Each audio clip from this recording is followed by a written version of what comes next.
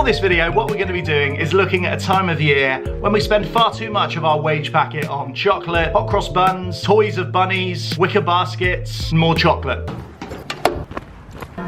Yes, I'm of course talking about the Christian festival of Easter, which is believed to have been celebrated for the first time officially around the 2nd century. Easter, of course, is the time of year that Christians celebrate the death and resurrection of Jesus Christ. Now, we don't know exactly when it was that Jesus was crucified date-wise, but there is a general consensus among scholars that it may have happened around the 3rd of April, which also happens, by the way, to be my birthday. If you're not sure what to get me, I like Ferrero Rochers. Easter always takes place during the season of spring. That's where we put that emphasis on bunnies and eggs and that kind of thing, that new life, that rebirth that we see in the season of spring. And when it comes to eggs, during medieval times, eating eggs during the 40 days of Lent, which is the 40 days leading up to Easter Sunday, was actually forbidden. So tucking into an egg on Easter Sunday was a real treat. But I hear you say, Ash, we understand. We get the new life, the rebirth, the eggs, the bunnies, all of that, we understand. Where does chocolate come in?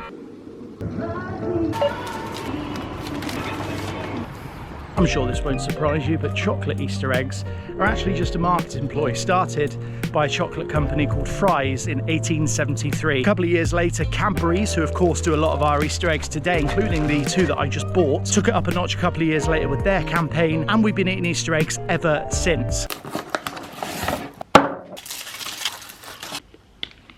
As good as this chocolate is, I've got to say, for me, Easter's about so much more. I'm going to put this down over here, otherwise I'll get distracted. To me, Easter is a reminder. It's a reminder that nothing I've ever said, nothing I've ever done, nothing I've ever thought is enough to rule me out. Because of the actions of another on a cross 2,000 plus years ago, I have freedom, I have life, I have unending hope. The death of Jesus on the cross is the moment that my sin and my shame is erased, and that is of course worth celebrating. But what followed 3 days after Jesus' death on the cross, that's what we celebrate on Easter Sunday. It's not just an atonement for sin, it's an overcoming of the grave.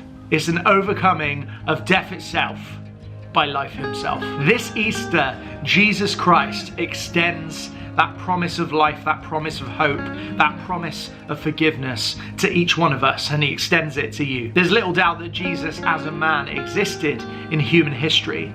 So the question you're faced with this Easter is this: who do you say that Jesus Christ is? I hope you have a great Easter. Enjoy those Easter eggs. Thank you for watching.